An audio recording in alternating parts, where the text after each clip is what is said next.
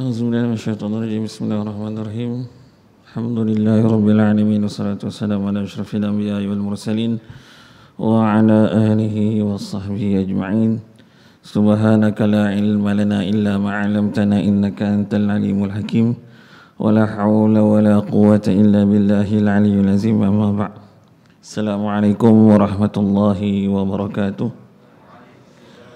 Pertama sekali, adik-adik, tuan-tuan, sama-sama kita merafakkan kesyukuran kehadrat Allah SWT dapat kita bersama pada malam ni, insya-Allah, dalam satu perkongsian ilmu lah bagi saya bersama tuan-tuan muslimin dan juga adik-adik yang dirahmati Allah SWT sekalian, insya-Allah.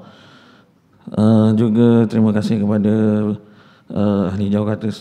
ahli jawatan kuasa surau Ad-Diniyah, Ustaz Tafiz Ad-Diniyah, atas jemputan sebenarnya kuliah gantian kepada Dr. Nazri pada malam ni, insya-Allah. Jadi secara ringkaslah pengenalan diri saya. Dia kalau istilah budak-budak muda, jangan terikut pula adik-adik. Tak kenal maka tak cinta, kalau dah kenal jangan bercinta lah. Itulah. Okey, jadi sebagai mukadimah, saya Ustaz Muhammad Faizal bin Muhammad Rais, berasal jauh sangat. Ustaz Faizal jauh. Saya berasal daripada Kubu Baru, Hulu Selangor. Saya minta maaf lah teman-teman, adik-adik kita malam ni, sebab tajuk kita ni lebih kepada sejarah, sirah kan. Apa tajuk dia? Empire Andalusia yang lenyap. Jadi kalau ada terselit, bukanlah lawak tu, sebagai selingan saja. Jadi saya berasal daripada Kubu Baru. Pendidikan awal pun di sekolah Kubu Baru. Memang sehingga 17 tahun SPM pun saya ambil di Sekolah Agama Menengah Tinggi Kubu Baru, ataupun nama famous dia Sekolah Sempang di Kubu Baru tu.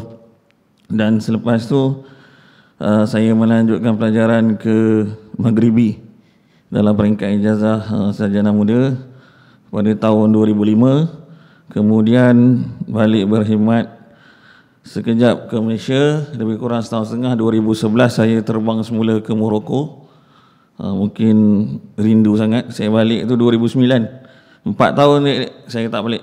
Saya tak berjumpa dengan keluarga. 2005 sampai 2009 tak pernah balik sebab tak ada duit. Itulah. Okay, kemudian lepas saya habis, saya kembali ke Morocco, saya sambung pengajian dalam peringkat master. Khususan saya memang dalam pengajian Islam lah. Bila master baru saya buat takhasus tu ataupun pengkhususan dalam bidang akidah falsafah. Kemudian saya terus sambung pengajian di peringkat doktor falsafah. Tapi Allah takdirkan 2 tahun lepas kan, 2019 kita dilanda pandemik Covid. Saya masih tersangkut. Saya dah tahun akhir sebenarnya, cumanya masih belum selesai lagi lah pengajian saya. Tinggal nak viva dan penulisan pun ada belum habis sebenarnya. Jadi saya balik lebih kurang dalam setahun lebih. Disebabkan Covid lah, saya balik waktu Covid ke Malaysia. Jadi saya sebenarnya kalau ikutkan pada pengalaman tu, saya baru sahaja duduk bersama masyarakat Malaysia ni lah. Sejak saya keluar, lebih kurang saya berada di Maghribi 13 tahun. Lepas daripada SPM tu, sekarang dah boleh, adik-adik boleh bajet lah umur saya berapa sekarang kan. Okay. Jadi selepas daripada saya pulang ke Malaysia tu, sekarang ni saya bekerja lah, bekerja, dan sambil tu saya ada kuliah-kuliah jemputan lah dalam proses saya untuk kemungkinan besar, sebab selepas diuji dengan tertangguhnya pengajian saya, PhD saya di Maghribi, saya di Malaysia. Kalau tuan-tuan adik-adik nampak saya solat duduk di kursi tadi kan, sekadar pengkongsian, bukan meraih simpati ya. Ustaz Faizal mungkin tahu sebab apa saya dah cerita kepada Ustaz Faizal. Saya ni bekas COVID survivor, pesakit COVID stage yang kelima. Saya ditidurkan 2 minggu, 14 hari. Saya kena pada bulan Julai tahun lepas. Jadi air tulang belakang saya diambil. Jadi saya nak sujud tu boleh sujud, bila nak bangun tu tak boleh. Jadi dia uzur. Okey, bukan uzur syar'i dia, uzur syar'i itu lain. Okey. Jadi alhamdulillah, walaupun Allah bagi ujian kepada saya, tapi mungkin ada satu perancangan lah. Allah nak letakkan saya mungkin sekarang ni, apa yang saya nampak, saya masuk dalam masyarakat bila saya lama sikit, bukan terlalu lama lah, bila saya kata dah 13 tahun saya tidak berada di Malaysia, alhamdulillah saya start mula bergerak. Bukannya waktu dalam 13 tahun tu saya ada balik ke Malaysia lah, cumanya tak lama kan. Jadi saya pergaulan ataupun duduk dalam jemaah dengan masyarakat Malaysia tu sendiri kurang. Kadang kita balik dalam sebulan 2 bulan, kemudian saya terbang balik ke Morocco kan. Okey. Jadi alhamdulillah sekarang ini saya masih dalam proses pemulihan lah. Tapi hampir 95% saya dah pulih lah daripada COVID. Saya duduk sebulan di hospital, 2 minggu saya ditidurkan. Hari ke-13, betul-betul hari ke-13 baru saya sedar. Memang saya tidur, jangan tanya saya. Biasa orang tidur ni soalan dia yang paling famous apa? Ada mimpi tak kan? Itu soalan famous. Memang saya dapat soalan tu. Ramai yang tanya, yang WhatsApp, yang call. Tapi jawapan saya tak ada mimpi apa. Saya memang tidur, betul-betul tidur. Memang saya tak ada nak mimpi jumpa Rasulullah ke, jumpa tak ada. Okey. Jadi alhamdulillah. Tapi saya nak cerita ni sebenarnya saya nak kaitkan dengan adik-adik tuan-tuan pada yang hadir pada malam ni. Kalau kita sebenarnya, kalau kita belajar ataupun kita melihat pada garis masa sejarah Islam ni, bermula daripada zaman Rasulullah berdakwah lebih kurang 23 tahun kan, daripada Mekah ke Madinah, kemudian disambung oleh khalifah-khalifah, kemudian disambung oleh empayar Islam yang besar. Kalau kita tengok dalam sejarah ni sebenarnya, bagi saya lah, bila saya lihat ujian yang Allah turunkan ni pada mungkinlah saya mohon maaf kalau saya punya perkataan ni mungkin ada antara keluarga tuan-tuan ataupun adik-adik yang terkesan dengan COVID. Tapi kalau kita baca sejarah ni, sebab saya memang minat sejarah, saya kata daripada saya sekolah. Jadi kalau kita baca sejarah ni, kita tahu bagaimana ulama hadis tu wujud, ulama dalam bidang fiqh tu wujud, ulama dalam bidang tafsir tu wujud. Bagaimana mereka ni mendapat ilmu ataupun riwayat hidup mereka ni sepanjang mereka ni hidup lah. Sebab kita dapat sekarang ni dah contoh lah, kita belajar kan kitab Imam Bukhari, Muslim kan, Kutubus Sittah, kita dapat tu dah seketul memang hadis, berapa ratus ribu hadis yang dikumpulkan. Tapi kita pernah tahu bagaimana riwayat hidup Imam Bukhari, Imam Muslim. Contoh kita bermazhab Syafi'i kan, kita di Malaysia ni, kita tahu tuan-tuan adik-adik pernah dengar kisah tentang Imam Syafi'i. Waktu awal dia menjadi mufti, pada peringkat awal dia pernah difitnah.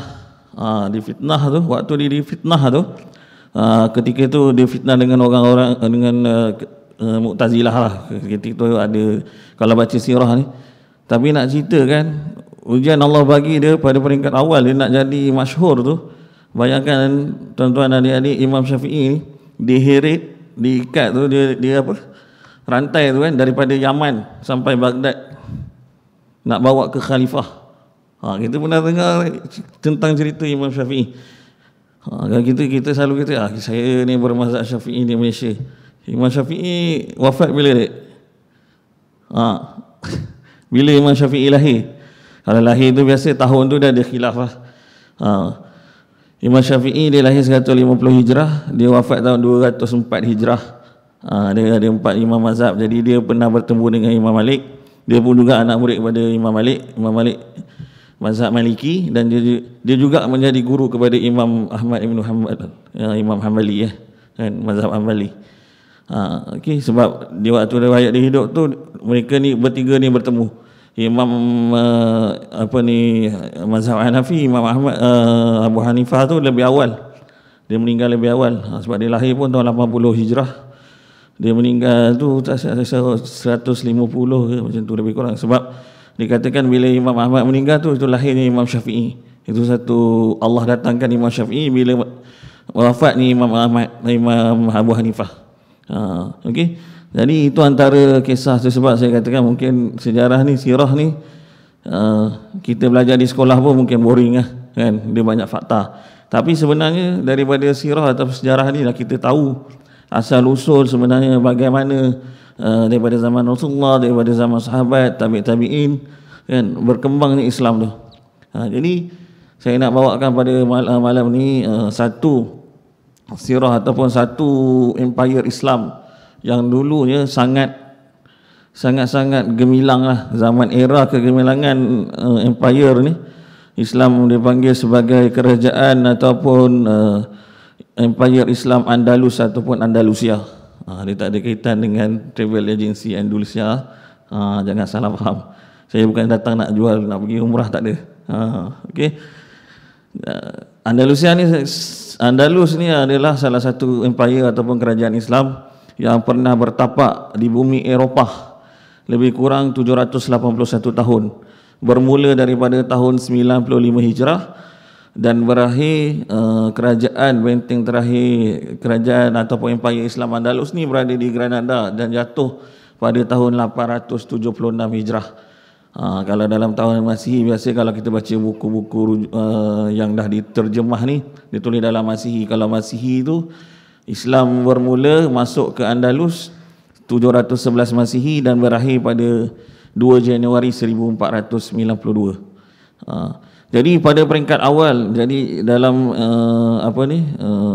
garis masa, kalau kita belajar sejarah ni, dia ada garis masa, dia panggil timeline kan. Timeline tu dia ada yang mainstream maksudnya kerajaan-kerajaan empire Islam yang duduk di garisan atas. Dalam masa yang sama di downstream punya, di bawah tu, garisan masa bawah tu ada juga kerajaan-kerajaan Islam yang lain yang kecil. Jadi boleh dikatakan pada era kerajaan Islam, empire Islam Andalus ataupun Andalusia ni berkembang. Dalam masa sama di Baghdad ketika itu berlangsung juga ataupun pemerintahan Islam di Baghdad juga berlaku. Ketika itu di Baghdad kerajaan yang memerintah adalah kerajaan Abbasiyah. Dan pada kurun keempat muncul 327 Hijrah lebih kurang, kalau saya muncul kerajaan Fatimiyah. Yang kerajaan Fatimiyah ni siapa? Yang buat Jami' Al-Azhar ataupun yang buat Universiti Al-Azhar tu, kerajaan Fatimiyah. Tapi saya tak nak cerita tu lah. Cumanya dalam sejarah ni tuan-tuan adik-adik perlu tahu dia ada garis masa, timeline dia tu. Walaupun saya cerita tentang kerajaan Islam Andalusia fokus, tapi dalam masa sama di tempat lain ada berlangsung juga ataupun berlaku pemerintahan Islam yang lain. Jadi ketika mana kerajaan Islam Andalus saya katakan masuk bermulanya, kerajaan Islam masuk ke bumi, dekat mana sebenarnya Andalus ni tuan-tuan adik-adik semua? Kalau saya katakan bumi Eropah, Andalus tak dengar. Kalau nama sekarang ni Andalus ni dipanggil sebagai bumi Spanyol. Kalau nak tahu lebih lanjut tu boleh tanya Ustaz Faizal. Ustaz Faizal boleh cerita tu. Dia dah pergi dah tu ke Spanyol tu. Okey. Dia bagaimana kedudukan geografi lebih tepat kerajaan Islam atau empire Islam Andalusia ni adalah di Semenanjung Iberia. Semenanjung Iberia ni kalau negara moden sekarang ni termasuk dalam tu Spanyol, Portugal dan juga selatan Perancis. Pada tahun 114 Hijrah, okey, sebenarnya waktu tu saya kata Islam dah masuk dah bertapak di Spanyol ni. Saya sebut Spanyol lah lebih mudah tuan-tuan adik-adik semua. Kalau sebut Andalus ni kan mana pula Andalus ni, bumi Spanyol. Kalau tak tahu saya sebut Barcelona, kalau tak tahu saya sebut Real Madrid, mesti tahu punya. Okey.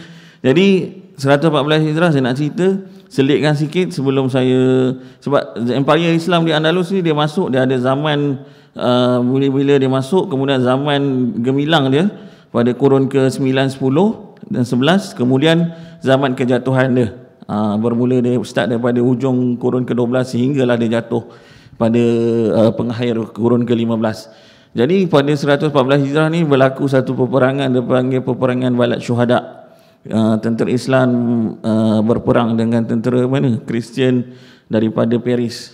Kalau ketika itu peperangan Balat Syuhada ni tentera Islam kalah. Kalau Islam menang ketika itu, waktu tu dah Islam dah boleh dapatkan Paris memerintah. Sebab waktu tu saya katakan kerajaan empire dia sampai selatan Perancis sebelah bawah je. Dia tak sampai ke Paris. Bila dia dah kalah tu banyak berlaku tu, jadi selepas tu bertukar pemerintah, jadi dia tak terus. Tapi saya nak katakan peperangan Balik Syuhada ni kalau menang waktu tu, Paris sekarang ni dah jadi orang Islam punya lah ketika tu.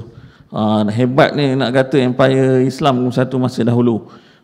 Waktu tu bukan dia kalah disebabkan kuantiti. Kita biasa tahu dalam sirah mana-mana peperangan pun biasa kuantiti tentera Islam akan kurang. Waktu tu pun tentera Islam 20,000 orang menentang 100,000. Tapi ada cerita di sebalik dia. Boleh cari lah. Kalau tak boleh panggil lagi sekali lah nak cerita kan lebih lanjut tentang tu. Dia panggil Perang Balik Syuhada tahun 114 Hijrah. Okey, ketika itu bila Islam masuk, saya katakan pada tahun 1995 Hijrah ataupun 711 Masihi, biasa figure ataupun satu pahlawan yang terbilang ataupun yang diagungkan oleh Islam ketika itu dikenali sebagai Tariq Ibn Ziyad. Tariq Ibn Ziyad ni dia asalnya bukan orang Arab, dia orang Berber. Sebab saya tinggal di Maghribi ni, Morocco dalam bahasa Inggeris dia panggil, kalau dalam bahasa Arab Maghribi. Kalau bahasa Perancis dia panggil Marok. Kalau ditulis Marok tu dalam bahasa Perancis. Jadi Maghribi ni asalnya orang-orang ni orang Berber. Orang Berber ni macam orang Badawi dah yang duduk di pergunungan. Mereka ni pada zaman dahulu ketika Islam memerintah tu, mereka ni banyak menjadi askar upahan kepada tentera-tentera Islam asal. Jadi mereka ni diajarkan tentang Islam. Ada ramai yang masuk Islam termasuklah Tariq Ibn Ziyad ni. Tariq Ibn Ziyad ni dia tak duduk di ketika itu, Morocco ni terletak di Afrika Utara. Dan Tariq Ibn Ziyad ni dia duduk di mana? Ketika itu dia duduk di Madinah. Ketika itu berlaku juga sebelum kerajaan Umayyah. Tuan-tuan dan puan perlu tahu kerajaan Islam yang wujud selepas 4 Khalifah Rashidin tu, kerajaan Islam tu kerajaan Islam Bani Umayyah. Selepas tu daripada Umayyah baru Umayyah dia establish tahun 92 Hijrah lebih kurang kan, sehinggalah dia jatuh. Kerajaan Bani Abbasiyah bermula sebelum dia buka kota Baghdad tu. Kota Baghdad dibuka tahun 137 Hijrah. Abbasiyah dia establish, dia wujud pada tahun 132 Hijrah. Tu kalau tuan-tuan biasa dengar nama Abu Abbas As-Saffah, kisah bagaimana Abbasiyah bila naik dinasti Umayyah ni dia hilang terus. Sebenarnya Andalus, Empire Islam di Andalus ni adalah sebenarnya pada peringkat awalnya pemerintahnya adalah daripada kerajaan Bani Umayyah. Kita tahu kerajaan Bani Umayyah ni lebih kurang ada 14 khalifah daripada Abi Sufyan kan. Dia daripada mak dia memang nama Umayyah tu, kemudian turun kepada anak dia, cucu dia tu jadi khalifah pertama. Ada 14 khalifah. Jadi ketika itu Andalus, ketika itu Bani Umayyah dah diletakkan gubernur dia untuk menjaga kawasan di Afrika Utara. Kawasan Afrika Utara waktu tu di Maghribi lah. Dia letakkan gubernur dia Musa Ibn Nusir nama dia. Ketika itu duduk di Maghribi, di Morocco. Jadi di Eropah ketika itu, ketika Islam sebelum masuk ke Spanyol tu, yang memerintah Eropah ni kerajaan Kristian lah. Kerajaan Kristian nama dia Kerajaan Kristian Visigoth. Raja dia yang ketua, raja seluruh raja Kristian di situ waktu tu nama dia Raja Roderick. Okey. Jadi ketika itu sebenarnya satu lagi tuan-tuan, adik-adik semua perlu tahu dalam sejarah ni kita perlu kita baca buku sejarah kadang-kadang dia seronok kalau kita seronok baca. Tapi kita perlu berhati-hati kerana sejarah juga kebanyakan ditulis oleh orientalis. Okey. Sebab apa saya katakan, kalau tuan-tuan dan adik-adik semua perhatikan, kadang-kadang ada orang pertikaikan kenapa Islam dulu suka untuk menjarah ataupun nak masuk kawasan orang berperang kan. Tapi kalau kita belajar sejarah sebenarnya Islam masuk ke satu-satu kawasan bukan dia nak merampas tanah tu. Kita tahu bagaimana Rasulullah ajar Islam ni ada kaedah dia. Kalau dia pergi masuk ke satu-satu kawasan, contohlah dia datang ke kawasan Selayang kan, ada orang nak datang, dia masuk je, tiba-tiba nak establish dia punya nak jadi ketua kampung ke, betul dia nak jadi pengaruh, buat pengaruh. Dia bukan macam tu. Islam datang, dia ada kaedah. Antara dia yang pertama apa? Dia masuk berjumpa dengan, dia bagi warning, bagi amaran. Amaran tu antara pertama kaedah dia bagi, kalau nak hantar taslim, kalau nak masuk Islam ke tanah, kalau tanah okey. Kalau tanah yang kedua baru pergi kaedah kedua, dia bagi kerajaan yang ketika itu berada di situ kena bayar ufti ataupun jizyah.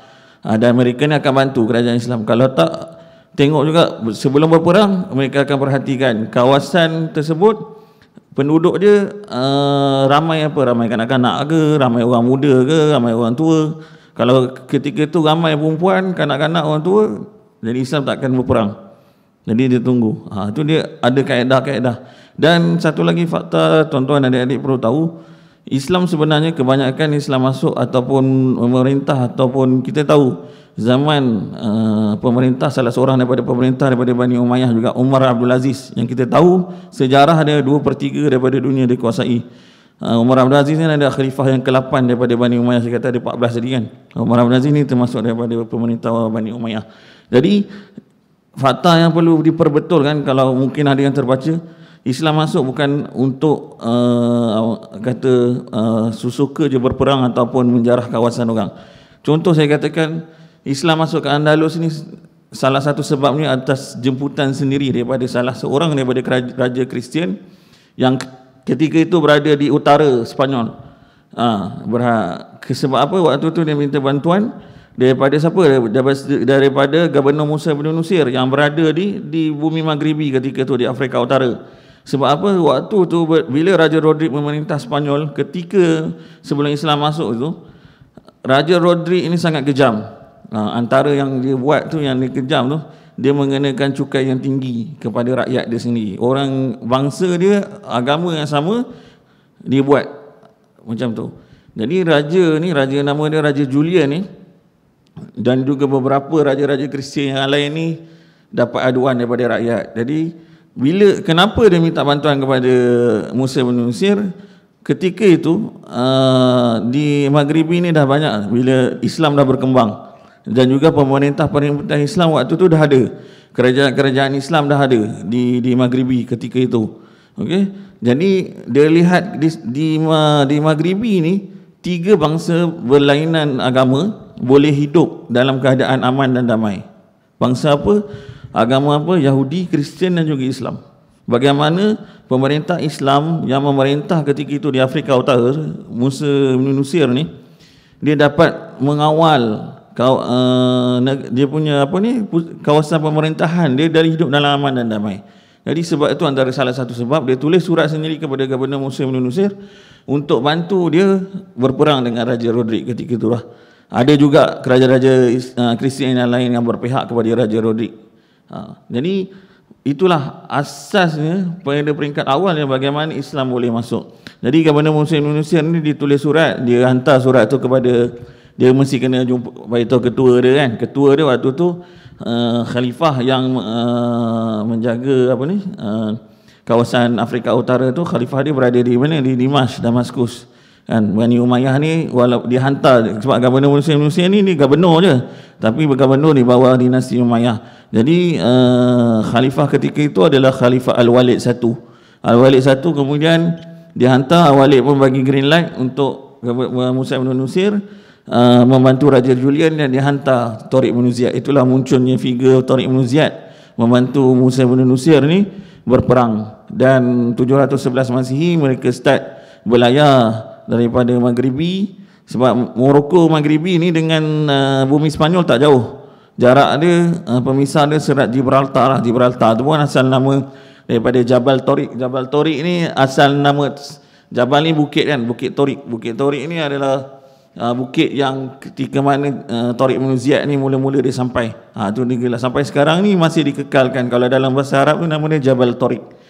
Selat tu pun, Laut Mediterranean tu, dia punya pemisah lebih kurang 15 km je antara utara Morocco dengan bawah Spanyol tu kan. Jadi 711 Masihi, 95 Hijrah, Islam masuk, berkembang. Pada peringkat awal Islam, Empire Islam di Andalus ni berkembang, dia belum jadi sistem khalifah lagi. Pada peringkat awal tu dia masih sistem gubernur lah. Maksudnya dilantik waktu tu gubernur juga menjaga. Waktu tu ketika mana 5 tahun yang pertama tu Islam dah memerintah banyak kawasan di Spanyol ni. Kemudian Tariq bin Ziyad ni dipanggil balik, dan Musa bin Nusir ni pun dipanggil balik ke Damaskus oleh dia punya khalifah. Waktu tu khalifah dah bertukar. Al-Walid dia dah terserahkan kepada adik dia Sulaiman. Dia masih lagi dalam pemerintahan Bani Umayyah. Kemudian selepas lebih kurang daripada tahun 95 Hijrah sehinggalah tahun 138 Hijrah. 138 Hijrah ni bermulanya terwujudnya satu khilafah. Itu yang dipanggil, kalau dalam Empayar Islam Andalusia ni yang khilafah yang popular adalah dipanggil Khilafah Cordoba. Cordoba ni kalau tuan-tuan adik-adik tak pernah dengar, pernah belajar tafsir Al-Qurtubi ya? Pernah dengar? Imam Al-Qurtubi. Imam Al-Qurtubi ni daripada Qurtubah lah. Qurtubah tu dalam bahasa Arab ataupun Cordoba dalam bahasa Spanyol. Jadi bermulanya 138 Hijrah tu, siapa yang mengestablish ataupun yang mewujudkan sistem khalifah ni? Saki Baki. Saya kata tadi ada satu peristiwa yang berlaku di mana di Damaskus ketika itu, pemerintah Abbasiyah yang naik, dia bunuh semua pemimpin pada satu malam. Dia jemput datang makan. Lepas kerajaan Abbasiyah dia dah diwujudkan kan, kerajaan Bani Umayyah masih ada. Jadi dia panggil semua pemimpin kerajaan Bani Umayyah ni, dia bunuh semua, tapi ada 2 orang daripada pemerintah daripada Bani Umayyah tu terlepas. Salah seorangnya yang mewujudkan atau mengestablish kerajaan ataupun Empayar Islam Andalusia, nama dia Abdul Rahman Ad-Dakhil. Dakhil ni pendatang ataupun dia dia masuk, dakhala ni kan masuk kan.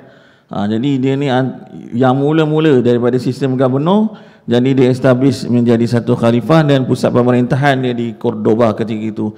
Jadi Abdul Rahman Ad-Dakhil, Empayar Islam Andalus, yang katakan Bani Umayyah tadi dah tak ada dah.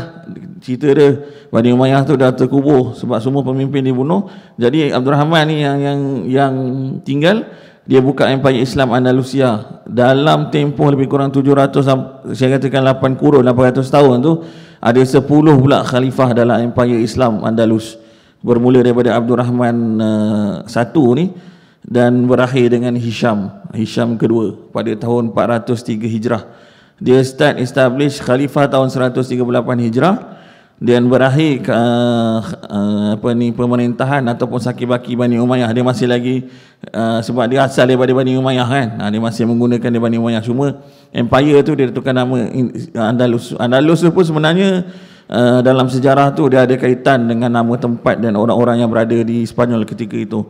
Jadi dalam 10 khalifah tu, dalam tempoh lebih kurang 300 ke 400 tahun tu, dia ada zaman Andalus ni naik, zaman dia jatuh. Tapi dalam 10 orang khalifah, Allah turunkan 3 kali Abdul Rahman. Yang tadi tu Abdul Rahman Ad-Dakhil tu, Abdul Rahman satu. Biasa kalau baca buku sejarah dia ada Abdul Rahman satu ataupun Abdul Rahman Ad-Dakhil. Kalau baca tentang sejarah Andalusia ni, kemudian Allah datangkan Abdul Rahman yang kedua, sebab di antara Abdul Rahman satu dengan kedua tu, anak cucu dia ambil kerajaan Islam Andalusia ni, dia dah ada berlaku lah keretakan kan. Jadi Allah turunkan Abdul Rahman kedua. Zaman Abdul Rahman kedua ni antara zaman yang dikatakan zaman kegemilangan juga Andalus ketika itu. Sebab waktu itulah terwujudnya Masjid Cordoba. Masjid Cordoba ni tuan-tuan dan puan pernah jadi masjid yang kedua terbesar di dunia. Tapi sekarang ni sayangnya masjid itu dah jadi jadi gereja. Asal usul masjid itu adalah daripada chapel lah, orang Kristian Katolik, dibeli oleh pemerintah Muslim, dia bina masjid. Abdul Rahman yang kedua dia bina, kemudian diperbesarkan oleh dia punya cicit tu. Lahirnya Abdul Rahman yang ketiga, dipanggil Abdul Rahman An-Nasir. Zaman ni betul-betul zaman sebelum jatuhnya Islam, zaman kegemilangan kurun ke-9, 10. Era ini adalah era berlakunya banyak penterjemahan, berlaku banyak ilmuwan daripada bukan sahaja negara Islam, seluruh Eropah. Tuan-tuan adik boleh bayangkan anak daripada Raja England. Kalau baca sejarah ni, bukan saya, ni memang fakta. Anak Raja England, anak-anak pop yang ada di Itali kan, dihantar untuk belajar. Ketika itu sangat bidang ilmuwan ataupun Cordoba menjadi satu bandar yang sangat gah di mata dunia, bukan di mata masyarakat ataupun dunia Islam ketika itu. Jadi waktu itu juga adalah lahir, saya katakan lahirnya antara, kalau tuan-tuan adik-adik pernah dengar ulama ataupun ilmuwan-ilmuwan Andalus ni, antara dia Ibnu Hazmin Al-Andalusi, Bina falsafah. Kemudian lahirnya Az-Zahrawi. Az-Zahrawi ni tuan-tuan adik-adik kenal. Sampai sekarang ni Eropah mengambil, dan kita sendiri yang orang zaman moden ni menggunakan peralatan dan juga teori-teori yang ditulis oleh Az-Zahrawi. Az-Zahrawi ni siapa? Dia pakar bedah. Dia ada satu buku nama At-Tasrif. Dia cerita macam mana alatan bedah. Alatan bedah yang digunakan oleh orang Eropah, yang orang Eropah claim, diorang yang buat, mereka buat ni sebenarnya ilmuwan Islam yang buat. Az-Zahrawi ni dia lahir tahun 324 Hijrah.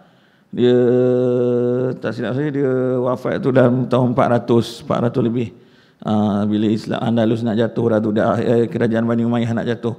Okey. Jadi Zahrawi ni, kitab dia tu antara lain, selain alatan-alatan bedah yang masih digunakan, yang popular adalah teori dia tentang peranakan wanita kan. Bagaimana peranakan apa ni, sebab dalam Quran dah cerita, tapi dia buat teori dia yang diguna pakai sehingga sekarang oleh orang-orang Eropah dan kita sendiri di Malaysia. Selain itu adanya Al-Biruni, apa lagi? Siapa lagi ada? Ibnu Sina ataupun Avicenna, Ibnu Rushd. Yang lahir itu zaman-zaman ilmuwan yang ada di Andalus. Tapi dalam masa yang sama, tuan-tuan adik-adik, jangan lupa kalau kita baca pula dalam garis masa yang sama, bila Andalus ni, sebab saya katakan dia start tahun 138 Hijrah tu kan, dalam range kurun kedua, keempat. Waktu tu siapa yang ada? Imam Syafi'i ada, saya sebut. Imam Malik ada. Siapa lagi? Imam Ahmad Ibn Hanbal ada. Ketika itu adanya Imam Bukhari. Kan, Imam Bukhari wafat bila? Tahun 256 Hijrah. Imam 6 hadis tu ada waktu tu. Dan ilmuwan lain lagi ada, tapi bukan berada di bumi Spanyol lah, di Empire Andalusia.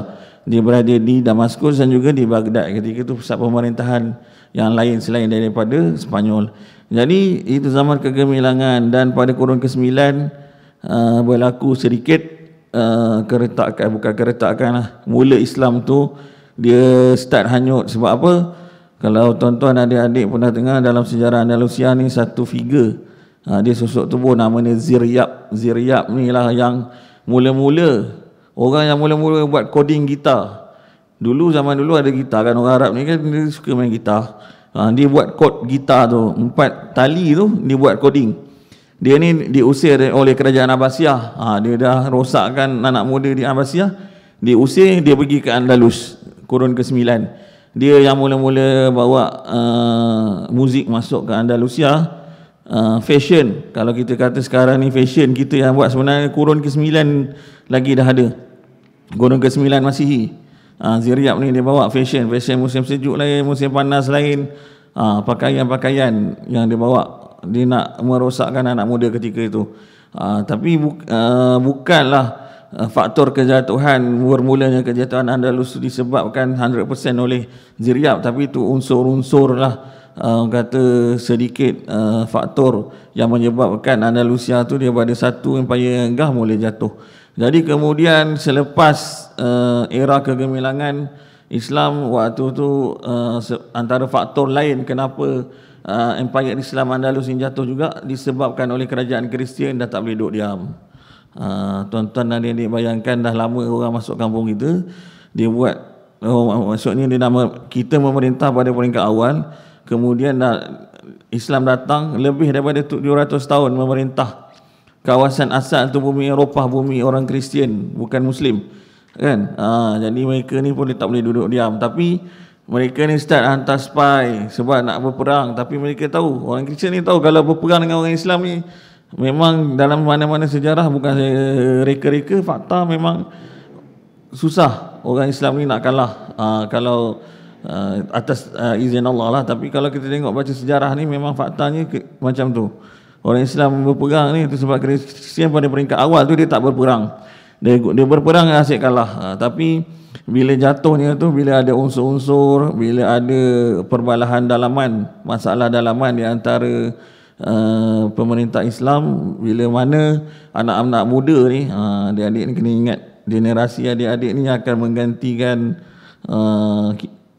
ustaz ni dengan juga orang-orang yang sekarang ni. Bukan nak kata dah dekat nak mati lah.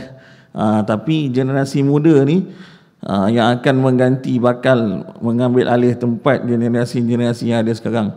Jadi waktu tu generasi muda pun dah lemah.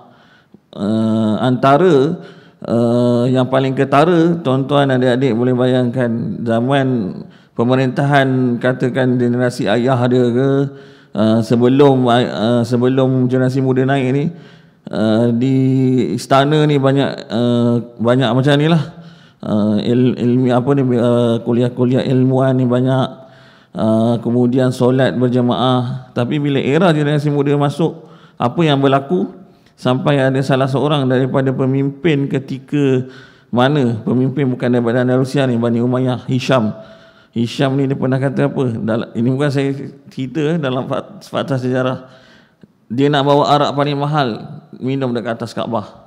Allahu Akbar. Tuan-tuan adik-adik boleh bayangkan generasi muda waktu tu. Sama juga berlaku ketika itu, arak dah start masuk, bila muzik dah start masuk dalam istana, orang lebih suka muzik berbanding dengan zikir ke kasidah kan. Dia bukan tak boleh dengar muzik, boleh, tapi sehingga melalaikan. Kemudian bila unsur-unsur kata arak dah start masuk dalam istana, anak-anak muda yang dulunya bapa mereka ni jadi pemerintah, baik dengan pemerintah tempat lain, bila diminta bantuan tak nak membantu. Jadi itu antara faktor bagaimana jatuhnya Islam di Andalus. Dan sebenarnya Islam di Andalus ni dia tak jatuh sekali terus bunyi Spanyol tu jatuh, tak. Dia jatuh berperingkat daripada satu wilayah ke satu wilayah. Kalau tuan-tuan adik-adik boleh cari, salah seorang daripada ulama juga, Imam Ar-Rundi. Imam Ar-Rundi ni berasal daripada Ronda, nama dia, nama tempat sebenarnya. Dia wafat tahun 601 Hijrah waktu tu, dan dia tulis satu puisi tentang tu sebab air mata bumi Andalus. Puisi duka tentang, dia cerita dalam tu bagaimana hancur sehancur-hancurnya umat Islam di bumi Andalus ketika itu. Jadi zaman kejatuhan tu bermula pada lebih kurang kurun ke-7, pertengahan kurun ke-6 tu, tahun 1085 Masihi. Kota pertama jatuh ke tangan Kristian, kota Toledo. Kota Toledo ni sebab apa dia ambil? Sebab dulu waktu pemerintahan Raja Visigot ni, pusat pemerintahan berada di situ. Dan ketika era Islam berada di Spanyol, kenapa orang Kristian dan Yahudi tak memberontak? Kerana orang Islam amalkan apa yang diamalkan oleh pemerintah yang berada di Afrika Utara, di Maghribi. Sebab tuan-tuan perempuan adik-adik boleh bayangkan, Toledo ni adalah satu bandar yang sangat cantik. Bandar Toledo ni 3 bangsa saya katakan yang sama macam tadi, Yahudi, Kristian dan Islam duduk aman damai. Apa yang mereka dapat waktu kerajaan Kristian Visigot memerintah? Cukai yang dikenakan antaranya cukai air. Nak guna air kena bayar cukai. Orang Kristian murah sikit, orang Yahudi waktu tu ada orang Yahudi duduk kan tinggi. Jadi bila Islam memerintah, dia bagi sama rata. Dan tuan-tuan adik-adik biasa dengar nama Real Madrid kan. Real Madrid tu berasal perkataan ni dalam bahasa Arab, royal ni diraja. Madrid tu asal perkataan Arab dia majri. Majri ni apa? Tali, saliran air. Itu antara benda pertama bila Islam memerintah, dia bagi semua agama, bangsa berlainan bangsa ke agama, guna air ni tak empa ada had. Itu salah satu lah sebab kenapa boleh bertahan kerajaan Islam Andalus ketika itu sehingga 800 tahun. Okey, bila jatuhnya umat Islam, saya katakan bermula di kota Toledo, kemudian satu persatu wilayah ataupun bandar.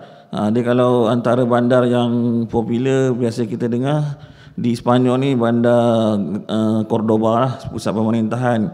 Kemudian Granada ada apa di situ? Granada, ni saya nak cerita sebelum habis ni. Granada adalah benteng terakhir sekali, ataupun kalau tak pernah dengar nama Granada, Alhambra, kota Alhambra kan, benteng terakhir Islam di Spanyol sebelum Islam hampir 100% lenyap di bumi Spanyol. Kemudian ada bandar Sevilla ataupun Ishbiliah dalam bahasa Arab. Okey, kemudian ada bandar, saya kata bandar Toledo, Barcelona tu dia dah, waktu tu pemerintahan dia pemerintahan Kristian, Castile tu di Barcelona. Tu Barcelona pun dia agak jauh walaupun dia duduk dalam Spanyol sekarang ni. Okey, jadi ketika itu siapa yang mula-mula menyebabkan berlakunya kejatuhan Andalus ni, pada peringkat awal tu memanglah kerajaan Kristian, tetapi pada kurun ke-12 tu dua kerajaan Kristian yang kuat, kerajaan Aragon dan Castile yang bersatu. Sebab apa? Dia punya Raja Ferdinand ketika itu berkahwin dengan Ratu Isabella. Ratu Isabella, macam lagu Isabella tu kan, pernah dengar lagu Isabella, cinta antara dua benua, ada punya lirik kan. Mungkin ada kaitan lagu tu, wallahualam lah, kena tanya dia punya penulis lirik. Juga maka kalau tuan-tuan dengar lagu M. Nasir tu yang cerita tentang Andalusia tu, lirik dia saya tak ingat lah, tapi bukan saya dengar tu sebab bila saya menceritakan ni, kenapa dia buat lagu tu, ada kaitannya dengan kerajaan Islam Andalusia dia jatuh. Jadi kurun bila satu-satu wilayah akhirnya hanya tinggal satu je wilayah, tahun 1200 lebih kurang 1287 Masihi, hanya kerajaan Granada. Saya katakan Alhamra ni satu kota Alhamra ni satu kota yang memang diidamkan oleh orang Kristian Eropah, sebab seni bina dan juga salah satu dia punya kota tu sangat strategik lah. Bila berperang tu memang susah. Dan satu lagi, apa yang dibina dalam kota Alhamra tu sangat menarik. Dan kota Alhamra ni, Granada ni, ketika mana saya katakan Bani Umayyah ni dia berakhir 403. Selepas Bani Umayyah jatuh, dia ada maksudnya khalifah tu dah berakhir. Kemudian datang dia panggil, ketika itu pemerintah dia terpecah kepada 20 kerajaan kecil. Dia panggil sistem Mulukut Tawaif. Dia ada macam raja-raja lah. Okey, ketika lepas Umayyah dah jatuh di Andalusia tu, kerajaan pemerintah adalah kerajaan Islam yang berada di Morocco ketika itu, kerajaan Muwahhidun kalau pernah dengar, kerajaan Murabitun. Dua kerajaan ni sebenarnya berasal daripada kaum Berber yang saya kata cerita tadi, bukan orang Arab asalnya, tapi mereka ni dah Islam. Okey, selepas tu di Granada, benteng terakhir yang berada di bumi Spanyol sebelum Andalusia jatuh ni adalah dari kerajaan Bani Ahmar. Itu sebab dia panggil Alhamra, Bani Ahmar, daripada dinasti Nasrid. Okey, sultan terakhir yang kerajaan Granada ni bertahan seorang diri, satu-satunya kerajaan Islam yang bertahan lebih kurang 250 tahun. Dia dapat serangan banyak daripada kerajaan Kristian, sebab masa tu kerajaan Islam lain dah jatuh, tinggal kerajaan Granada 250 tahun. Dan ini tuan-tuan boleh bayangkan, dia bertahan sendirian daripada mereka ni tidak tunduk pada kerajaan Kristian, sehinggalah mereka terpaksa tunduk, bayar ufti semua. Dan akhirnya pada 2 Januari 1492, Sultan Muhammad Abu Abdil ni, anak kepada Sultan Muhammad Ali, sebenarnya ada berlaku konflik anak dengan ayah dia lah, menyebabkan dia minta bantuan Raja Ferdinand, kerajaan Kristian. Itulah bermula. Sebab tu Allah kata dalam Quran, kita jangan membuat perjanjian dengan orang-orang kafir. Itu salah satu sebab, faktor kenapa kerajaan Islam di Andalusia jatuh. Sebabnya berlaku ketika itu konflik antara Sultan Muhammad Abdul Abdil ni dengan anak, dengan bapa dan juga pakcik dia. Dia berperang sendiri dengan bapa dia, tapi atas bantuan kerajaan Kristian. Jadi selepas tu dia sangkakan kerajaan Kristian tu akan benarkan dia untuk bertahan lebih lama lah, sebab dia nak ambil tampuk pimpinan daripada bapa dia untuk jaga Granada ketika tu. Tapi akhirnya selepas perjanjian dia buat, hanya kurang 24 jam perjanjian tu di orang kata ditipu lah kan. Perjanjian ini dibuat ni antara orang Kristian dan Sultan Muhammad Abdul, Raja Ferdinand dengan Ratu Isabella lah, orang yang kerajaan Kristian. Maksudnya dua figure ni yang pada peringkat awal sangat kuat untuk mendapatkan semula bumi Spanyol. Dan akhirnya Sultan Muhammad Abdul Abdil tak berperang pun dengan Raja Ferdinand dan juga Ratu Isabella ni. Dia hanya serahkan je kunci kota Alhamra. Dan sehingga sekarang dia sebenarnya dia kota lah sekarang ni, orang panggil istilah dia Istana Alhamra wujud. Sebab apa? Kerajaan Kristian tak nak sangat berperang, sebab dalam kota Alhamra tu, kerajaan Bani Ahmar ni sebelum Sultan Muhammad Abdul Aziz ni, dia bina kota Alhamra tu 30% daripada seni binaan yang ada di Kota Hamrok ni bercirikan ataupun berkonsepkan apa yang Allah ceritakan tentang syurga dalam Quran.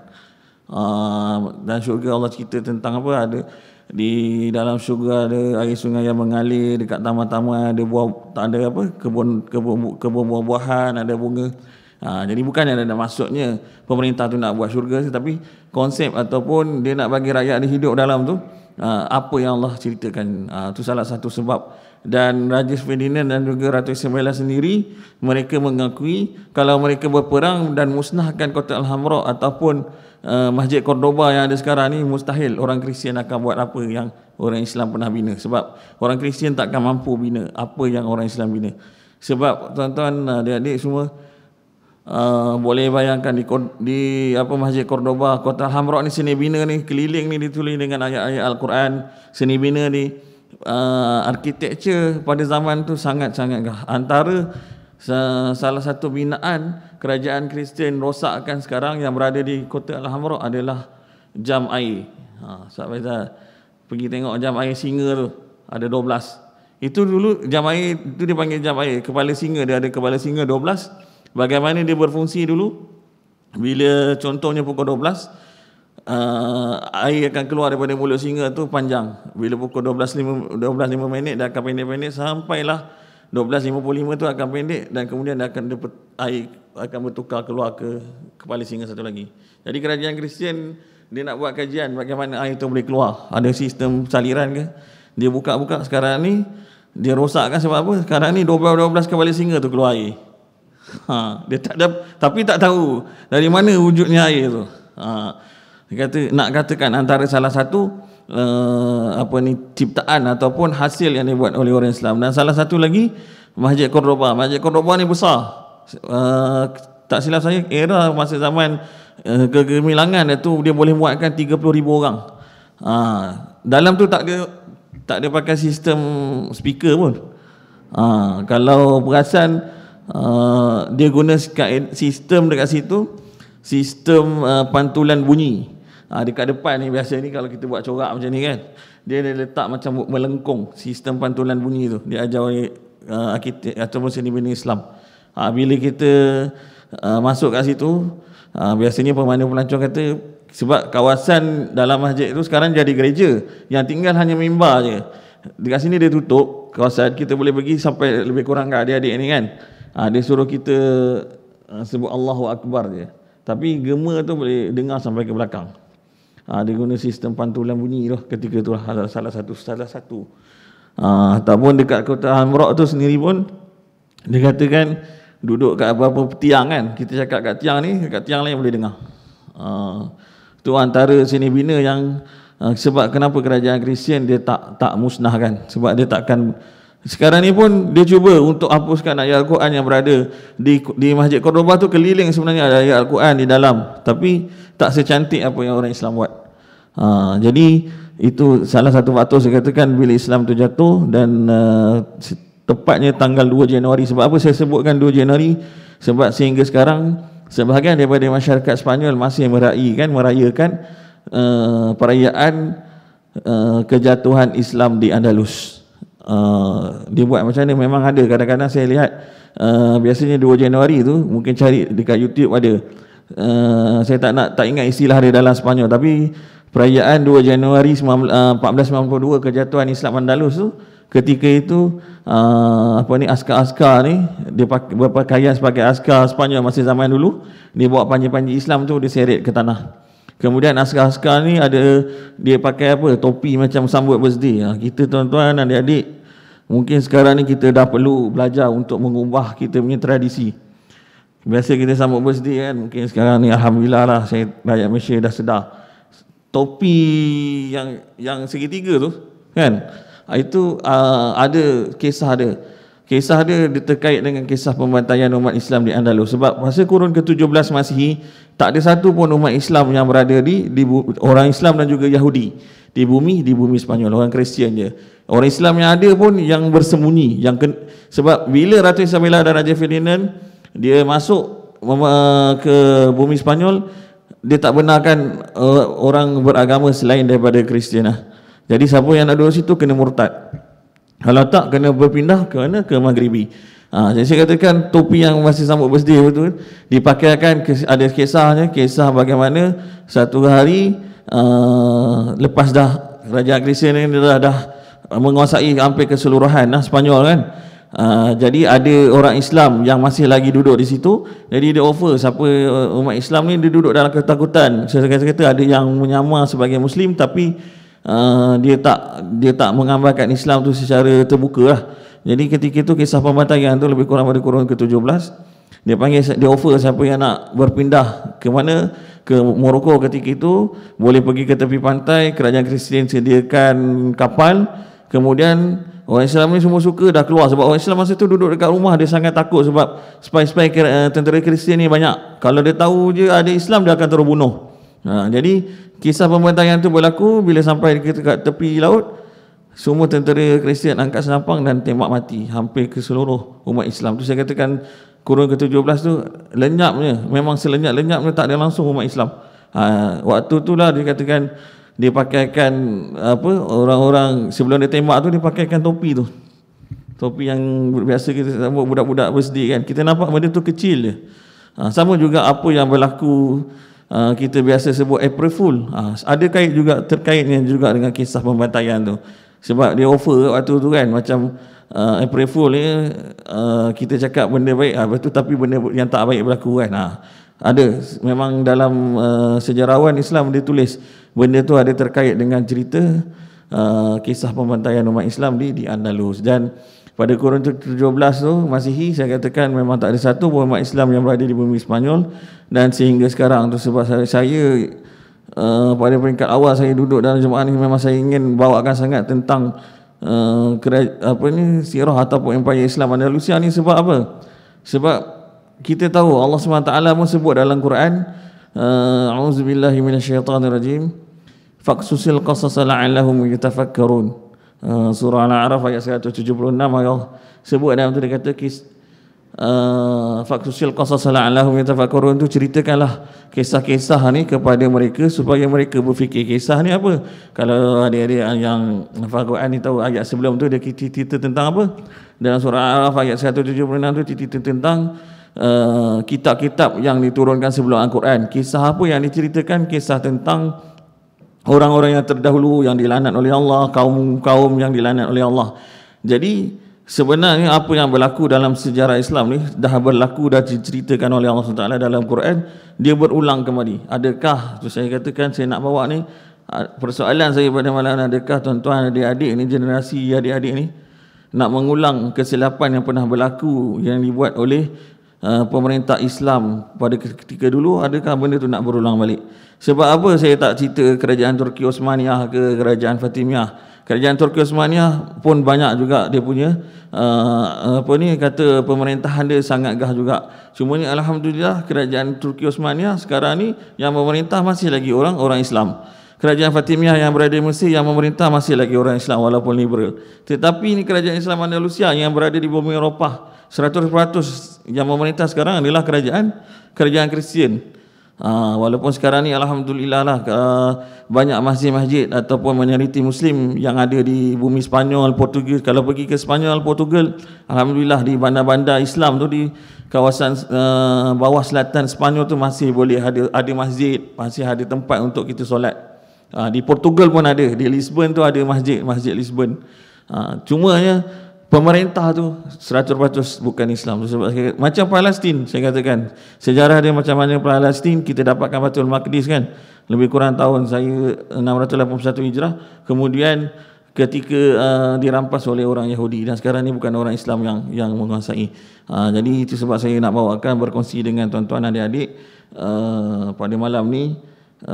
Kenapa hebatnya empayar Islam pada suatu ketika dulu. Allah sudah sebut dalam surah Yusuf ayat 111, laqad kana fi qasasihim ibratun ulil albab. Dan kisah-kisah yang diceritakan Allah tu ada pengajaran bagi mereka-mereka yang nak berfikir. Okey.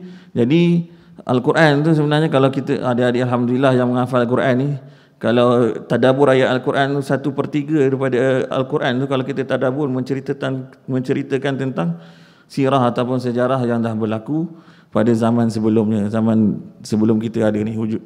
Jadi untuk akhirnya saya simpulkan, saya boleh katakan di sini tuan-tuan adik-adik, belajarlah sejarah. Kalau tuan-tuan ada anak-anak mungkin sebelum ni kita banyak cerita-cerita dongeng kan, nak tidur cerita dongeng kat anak-anak, mungkin kita boleh ubah dah kita punya persepsi untuk ceritakan cerita tentang sejarah.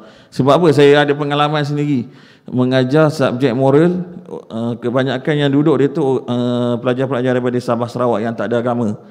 Tapi soalan yang mereka tanya pada saya, siapa dia Rasulullah? Berapa lama Rasulullah berdakwah? Dia kata, soalan-soalan dia kan.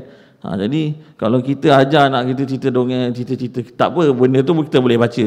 Cuma kita cuba ubah untuk mereka ni. Tu saya sampaikan ni untuk perkongsian pada diri saya sendiri, pada tuan-tuan adik-adik juga, mudah-mudahan dapat dimanfaatkan pada yang lain insya-Allah. Jadi terima kasih sekali lagi untuk malam ni. Mudah-mudahan apa yang saya kongsikan ni sama-sama kita dapat manfaat, dan mudah-mudahan apa yang dah berlaku pada ketika sebelum era zaman moden ni dapat kita jadikan dia satu hikmah, dan juga kita tak nak akan benda tu berulang atau berulang banyak kali insya-Allah. Jadi terima kasih sekali lagi. Jadi saya sudahi dengan bismillahirrahmanirrahim. A'udzubillahi minasyaitonirrajim. Bismillahirrahmanirrahim.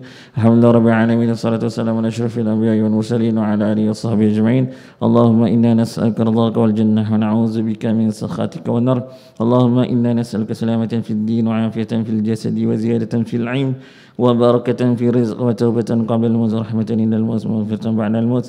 Allahumma hawwin 'alaina fi sakaratil maut والنجاة من النار والعفو عند الإنسان. ربنا آتنا في الدنيا حسنة وفي الآخرة حسنة وقنا عذاب النار. صلى الله على سيدنا محمد وعلى آله وصحبه وسلم والحمد لله رب العالمين. السلام عليكم ورحمة الله وبركاته.